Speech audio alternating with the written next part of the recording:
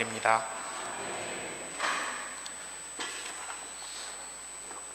네, 아침 저녁으로 날씨가 쌀쌀해져서 여러분들 감기 조심하시기 바랍니다.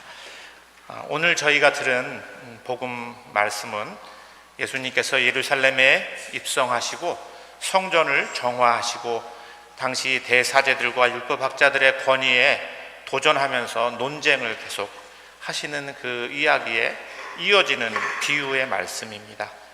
오늘 저희가 들은 이 비유는 공관복음서에 마테오, 루가, 마르코 복음에 다 등장을 하고 있어서 복음을 기록한 모든 복음사가들이 이 사건을 굉장히 중요한 사건으로 여겼던 것으로 저희가 확인할 수가 있습니다. 들으신 대로 오늘 내용은 소작인이 주인과 맺은 계약을 파기하고 도조를 받으러 온 종들을 계속해서 죽이고 있습니다. 주인은 내가 보내는 종들이 내가 보낸 종이라고 하는 것을 사람들이 몰라서 그러는 것 아닐까? 그래서 마침내는 자신의 아들까지 보냈지만 아들까지 죽이고 맙니다. 저는 오늘 이 본문을 저희가 읽으면서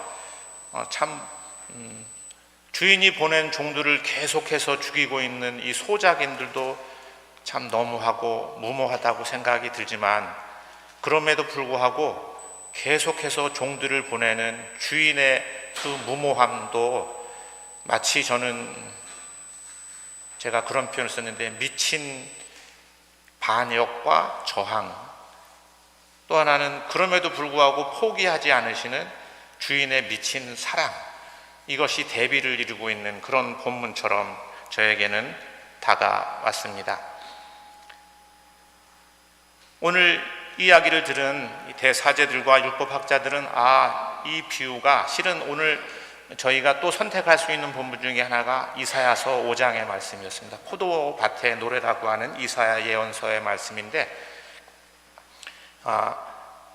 거기에 보면 실은 거기서는 그 포도밭이 이스라엘 전체를 상징하는데 이 돌포도를 내는 이스라엘 전체를 향한 그 이사야의 책망인데 오늘 여기서 비유는 이게 유대 백성 전체를 겨냥하는 비유가 아니고 우리들 대사제들과 율법학자들 당시의 종교 지도자들을 겨냥하는 말씀이라고 하는 것을 듣는 청중들이 알아차리고 그 다음부터 저 예수라는 사람을 그냥 두면 안 되겠어 하는 마음을 먹기 시작하였습니다.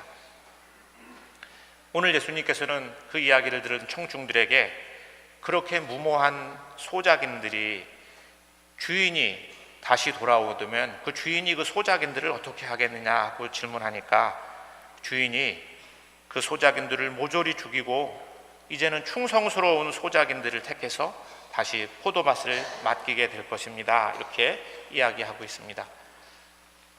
정말 읽는 저희들도 공감이 가지 않습니까? 이렇게 도조를 내야 되는데 도조를 안 내고 요즘 우리 젊은 사람들이 하는 말로 쌩까고 그리고 계속 보내는 종들을 죽이고 있잖아요. 그죠? 근데 한두 번도 아니고 반복적으로 해서 계속 자신들이 맺은 계약을 거역하고 도조를 내지 않고 도조를 받으러 온 종들을 죽이는 그 사람들을 주인이 와서 모조리 쓸어버리는 것은 통쾌한 일 아니겠습니까? 아마 그런데 조금 입장을 바꿔서 만일 그 소작인들이 우리라면 어떻게 될까? 그러면 굉장히 이 이야기는 굉장히 두렵고 떨리는 이야기가 되게 됩니다. 저는 이미 저희가 코로나 바이러스라고 하는 그 긴 터널을 지나면서 많은 사람들이 그런 생각을 했어요. 이제 인류가 정말로 뭔가 회심을 해야 돼. 이 생태계를 이렇게 망가뜨리니까 우리가 알 수 없는 바이러스가 계속 생기고 뭔가 매년 이런 바이러스가 계속 반복적으로 우리를 찾아오니까 우리 좀 변해야 되지 않을까 이렇게 생각했는데 코로나가 싹 지나면서는 사람들이 언제 그랬냐 듯이 또 잊어버려요. 옛날로 다시 이렇게 돌아가기를 원하죠. 저희들이 기후위기와 지금 이렇게 생태계 위기에 대한 이야기들을 계속 반복적으로 듣고 있지만 사람들이 다 알고는 있어요. 근데 우리가 살아가는 삶의 방식을 바꿔야 되겠다. 내일부터라도 이것은 좀 바꾸자. 이런 결정을 하는 것은 참 쉽지가 않습니다. 사람들은 좀처럼 자신들에게 익숙한 삶의 방식을 이렇게 변화시키는 것을 힘들어하고, 그것은 뭐 정치인들이나 기업을 운영하는 사람들도 매우 알고 있지만 그것을 바꾸는 것에서는 소극적인 태도를 계속 유지하고 있습니다.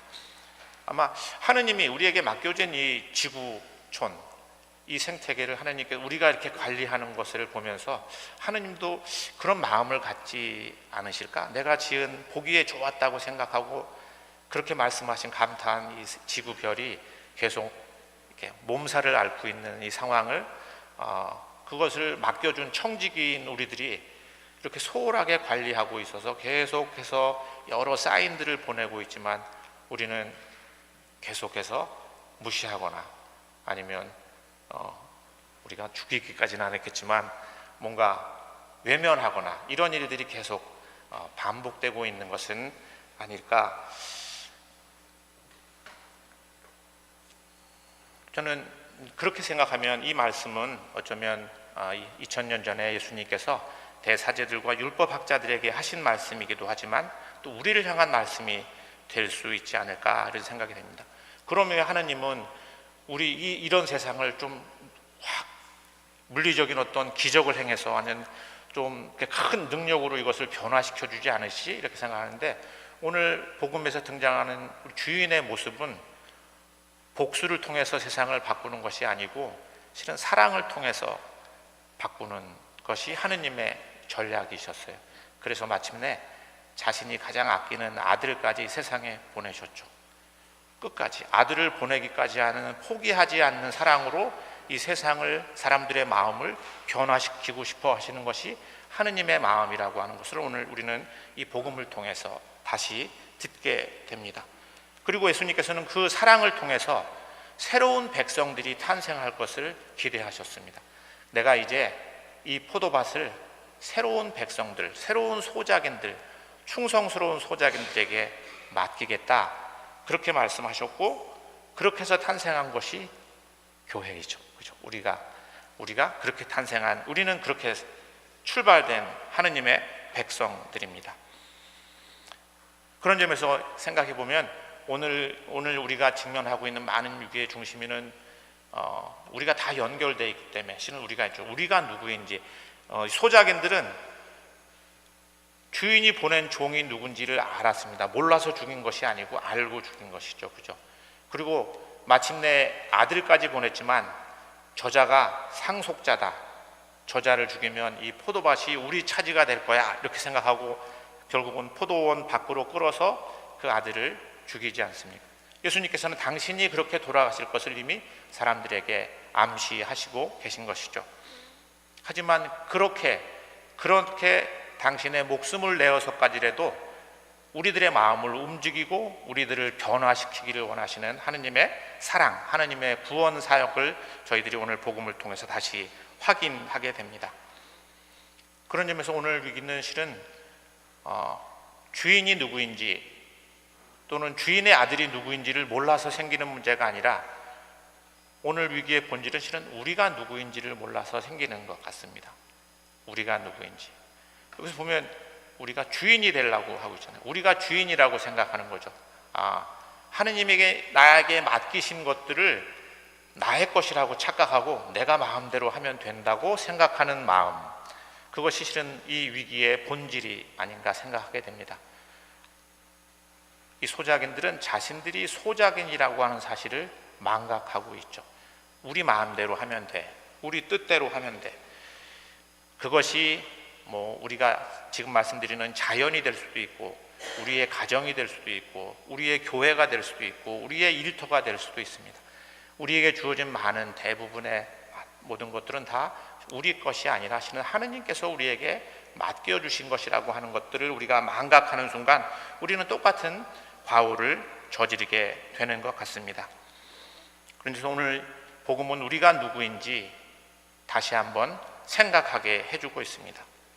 그리고 예수님께서 이제 계약을 잘 지키는 백성들에게 내 포도밭을 맡기겠다고 할 때 그 계약이라고 하는 것이 오늘 구약 말씀에서는 십계명이죠, 그죠? 하느님 외에 다른 것을 숭배하지 말아라. 하느님의 말씀을 순종하면서 살아라고 하는 것이 오늘 십계명의 그 내용이죠. 그렇다면 신약 시대에 와서 예수님께서 새로운 백성에게 주시는 것은 뭘까요? 그리스도의 마음이고 성령이죠. 우리들을 하느님께로 이끌어주는 그 성령의 안내를 받아서 살아라, 이런 말씀을 우리에게 하시고 있다고 생각합니다. 저는 오늘도 하느님께서는 계속해서 당신의 종들을 우리에게 보내고 있다고 생각합니다. 그것이 친구일 수도 있고 또 우리의 부모일 수도 있고 자녀일 수도 있고 선생님일 수도 있고 누가 될 수도 있어요, 그죠? 계속해서 우리에게 그 종들을 보내주고 있습니다. 그런데 우리가 못 알아볼 수 있는 거죠. 이게 어떤 경우는 알아보고 있지만 외면하고 거절하게 되는 경우도 있다고 생각합니다. 그래서 오늘 이 복음 말씀은 우리들에게 너희들이 청지기인 것을 잊지 말아라.